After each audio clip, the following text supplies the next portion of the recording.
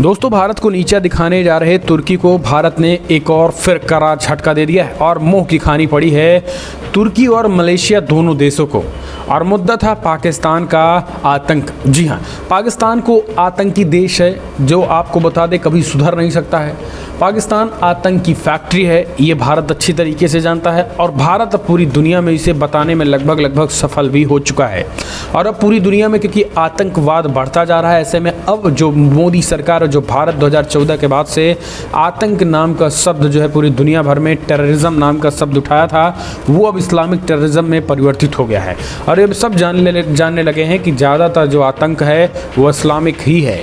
और यही कारण है कि इस्लामिक टेररिज्म अपनी बात पहुंचाने में पीएम मोदी और पीएम मोदी की कूटनीति सही साबित हुई।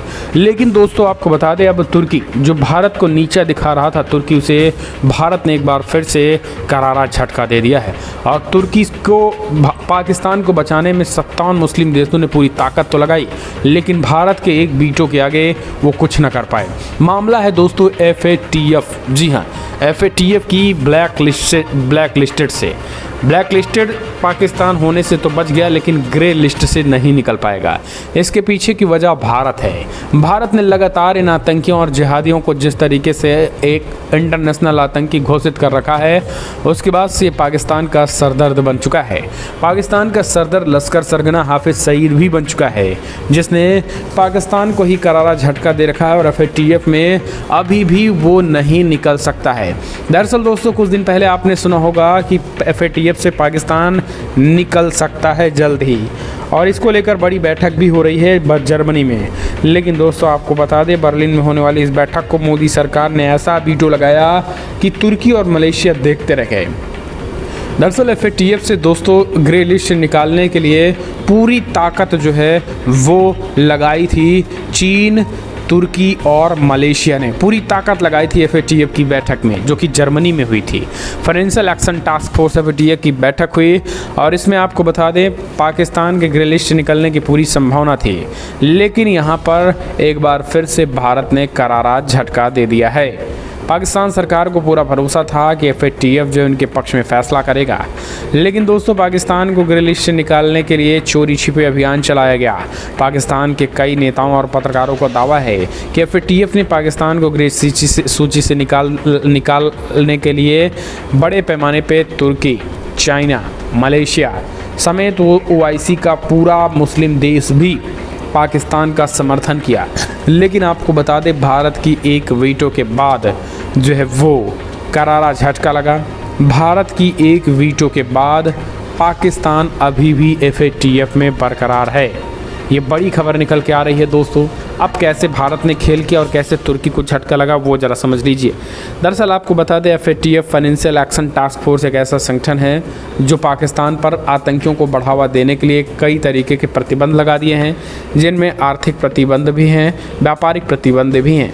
और इसी वजह से पाकिस्तान की अर्थव्यवस्था भी पटरी से नहीं पहुँच पा रही है। और यही कारण है कि पाकिस्तान पे इस तरीके के प्रतिबंध जो है इमरान खान की नींद उड़ा रखे हैं। हाफिज़ सईद के जो हाफिज़ सईद है दोस्तों, इसके पाकिस्तान में बैठे इन आतंकियों ने ही इनका सरदर्द बने हैं। हाफिज़ सईद जो है दोस्तों, हाफिज़ सईद की वजह से इस बार FATF ने इनकी लुटिया डुबो दी और FATF से इस बार भी ग्रे लिस्ट से नहीं निकल पाया। आप समझिए मलेशिया और तुर्की ने किस तरीके से ताकत लगाई थी। दरअसल मलेशिया, तुर्की और चाइना ने FATF की इस बैठक में पूरी तरीके से पाकिस्तान का समर्थन करते हुए कहा है कि पाकिस्तान अब किसी भी तरीके से आतंकवादियों का समर्थन नहीं करता है, ना तो आतंकवादियों को अपने देश में शरण दे रखा है और ना ही कोई आतंकी एक्टिविटी पाकिस्तान की धरती पर रहकर विदेशी धरतियों पर प्लानिंग बनती है। यानी पाकिस्तान में बैठकर ना ही विदेशी धरतों पर आतंक का कोई प्लानिंग बनता है। ये तुर्की और मलेशिया और चाइना ने एक सुर में FATF के सामने इस मुद्दे को उठाया था। लेकिन दोस्तों, आपको बता दें, FATF ने इस चीज़ को एक सिरे से खारिज कर दिया और कहा भारत ने जो आरोप लगाया है हम उसकी जांच करेंगे और इसकी ऑन साइट समीक्षा करेंगे। ऑन साइट समीक्षा का मतलब ये है कि किसी चीज़ का ऑन द स्पॉट जाकर निरीक्षण करना, यानी पाकिस्तान आएगी FATF की टीम। बहुत बड़ी खबर निकल के आई और ऐसा पहली बार होगा जब भारत ने कहा कि किसी भी तरीके से आतंकियों को इन्होंने नहीं यानी पूरी तरीके से जेल में न डाल रखा है और ना ही किसी तरीके से एक्शन पाकिस्तान ने लिया है अब तक। और इसी के बाद से FATF के अधिकारियों ने बड़ा फैसला लेते हुए ये ऐलान किया कि हम ऑन साइट समीक्षा करेंगे। ऑन साइट समीक्षा का मतलब समझ लीजिए, ऑन साइट समीक्षा का मतलब ये है कि वो उसी साइट को चेक करेंगे।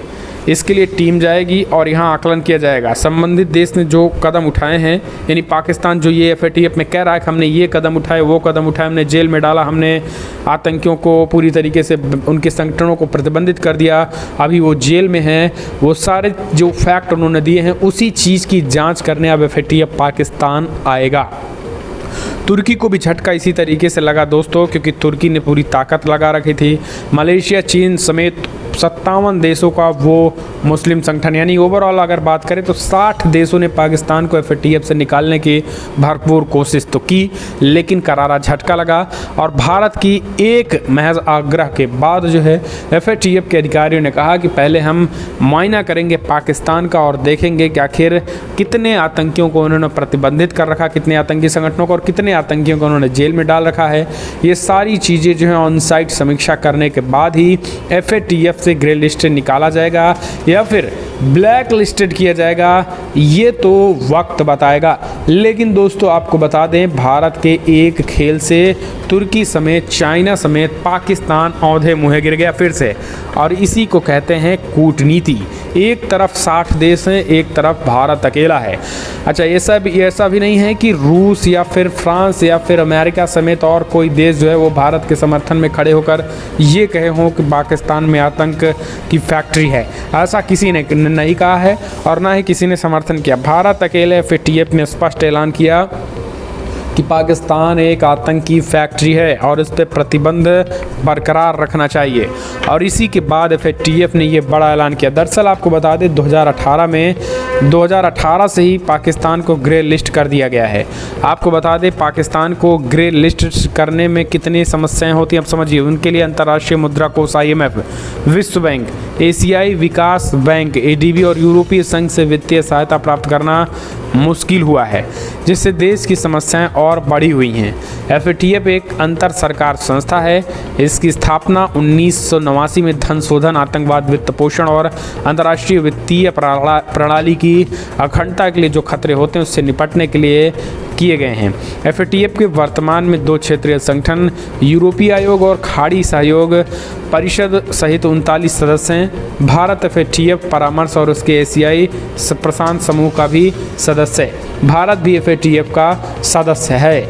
लेकिन यहाँ पर दोस्तों आपको जानकर यह हैरानी होगी कि भारत का डंका FATF में बज रहा है और UN में भी बज रहा है। तो ये केवल और केवल प्रधानमंत्री मोदी की कूटनीति की वजह से चल रहा है। फिलहाल इस वीडियो